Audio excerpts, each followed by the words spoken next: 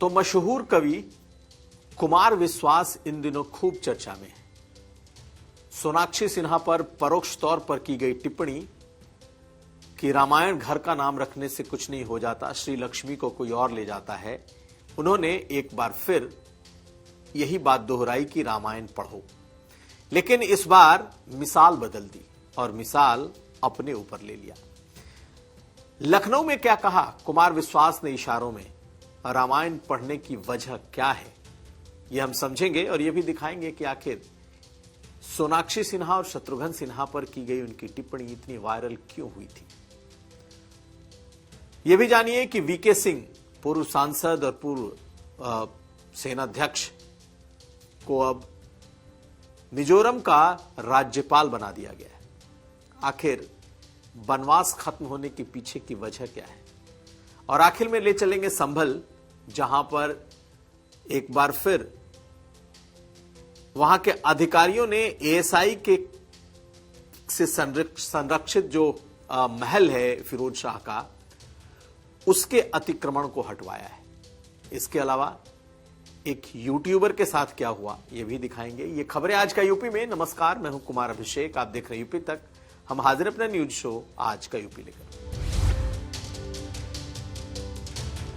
तो आज का यूपी की शुरुआत आज कुमार विश्वास के कविता पाठ के एक अंश से।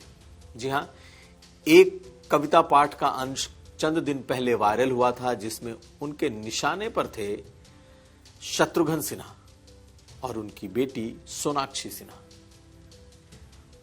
उन्होंने क्या कहा था कुमार विश्वास ने कुछ दिन पहले मंच से, वो तो हम सुनाएंगे, लेकिन आज उन्होंने दोबारा क्यों कहा कि रामायण और महाभारत पढ़ो, क्योंकि अगर महाभारत नहीं पढ़ा होता कुमार विश्वास ने तो आज उनका क्या हश्र होता। उन्होंने एक मिसाल दी और वो मिसाल उन्होंने इशारों में ही सही, लेकिन आम आदमी पार्टी के साथ उनके जुड़ाव और केजरीवाल का साथ छोड़ने को लेकर है। लेकिन बात वही कि रामायण और महाभारत पढ़ो।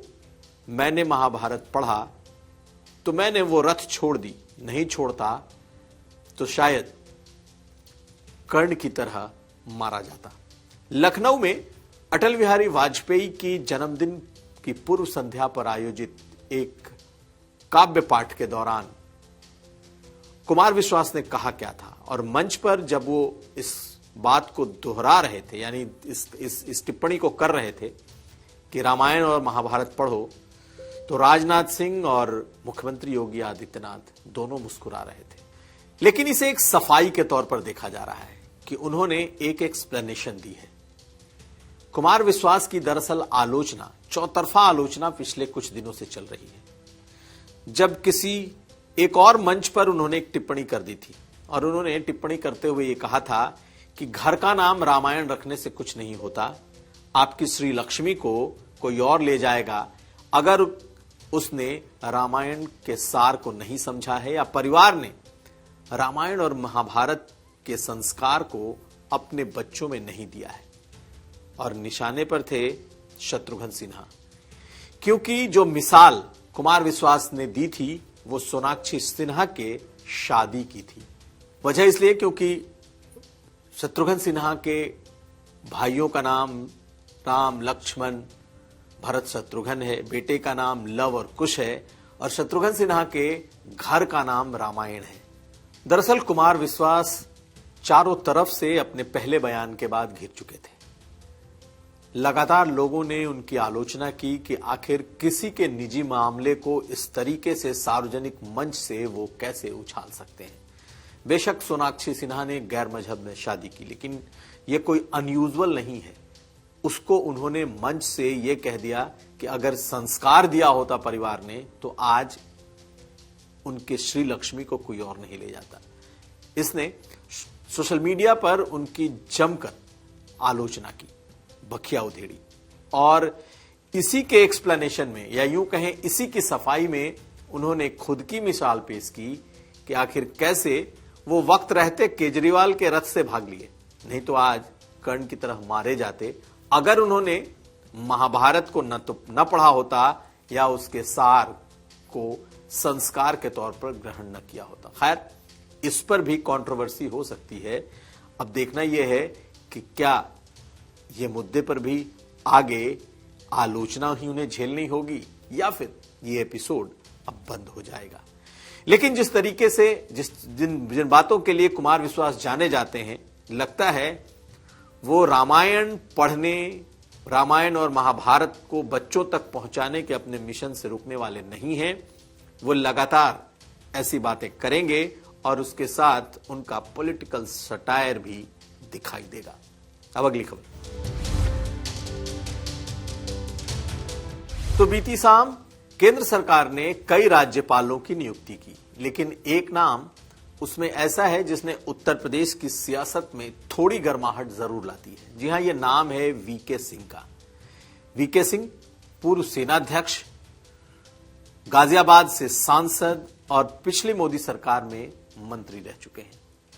लेकिन इस बार उन्हें टिकट नहीं दिया गया, यानी इस बार वो सांसदी का चुनाव नहीं लड़ पाए। अब मोदी सरकार ने उन्हें मिजोरम का नया राज्यपाल नियुक्त किया है। यह तो हो गई खबर, लेकिन आखिर वीके सिंह के नाम की इतनी चर्चा क्यों है, तो समझ लीजिए। दरअसल जब 2024 के पार्लियामेंट का चुनाव था, उस दौरान उत्तर प्रदेश में वीके सिंह एक सियासी मुद्दा बनकर उभर गए थे। जिस तरीके से राजपूत और ठाकुर बिरादरी ने बीजेपी का विरोध करना शुरू किया था, जगह जगह ठाकुरों की पंचायत होने लगी थी। इसकी शुरुआत वीके सिंह से ही होती है।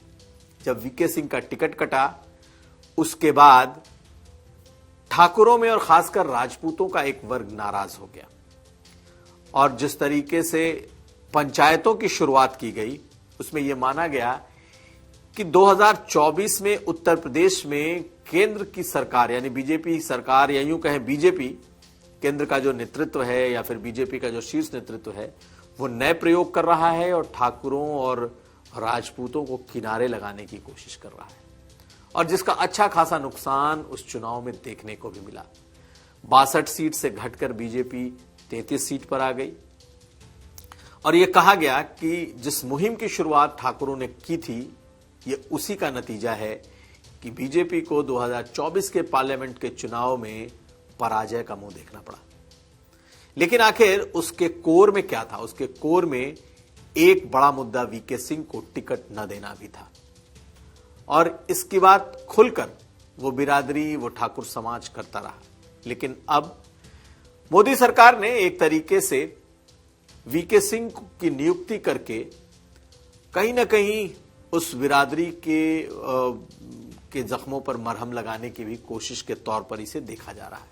माना जा रहा है कि वीके सिंह चूंकि सेनाध्यक्ष रहे हैं, वीके सिंह की एक तरीके की एक्सपर्टीज रही है, चूंकि वो खुद सेनाध्यक्ष रहे हैं, लंबा उनका सेना में करियर रहा है, तो अब उन्हें पूर्वोत्तर के मिजोरम का राज्यपाल बनाया गया है। खैर, सरकार के लिहाज से दो तरफा फायदा है, क्योंकि उनके पास एक बड़ा अनुभव है, दूसरा मिजोरम के वो राज्यपाल बन रहे हैं। लेकिन उत्तर प्रदेश में चर्चा इसलिए कि जिस शख्स के नाम पर उत्तर प्रदेश में बीजेपी का विरोध शुरू हुआ था, अब बीजेपी ने उन्हें दोबारा से एक जगह दे दी है। खैर, अब देखना यह है कि वीके सिंह को जगह देने मिलने के बाद, यानी कि काफी वक्त तक, करीब लगभग कई महीनों तक सियासत से बाहर रहने के बाद, अब उन्हें एक स्थान गवर्नर के तौर पर दिया गया है, तो क्या नाराजगी कम होती है या बनी रहती है? हालांकि चुनाव के बाद ये जो मुद्दा था ठाकुरों की नाराजगी वाला, ये खत्म हो चुका था, लेकिन वीके सिंह को कहीं ना कहीं संतुष्ट करने की कोशिश की गई है। अगली खबर। और अब हम आपको लिए चल रहे हैं संभल। जी हां, संभल में एक तरफ संभल के चंदौसी में रानी की बावड़ी की खुदाई चल रही है। पहला तल लगभग पूरा उसकी खुदाई के बाद खोद दिया गया है, पहले तल का फर्श दिखाई देने लगा है।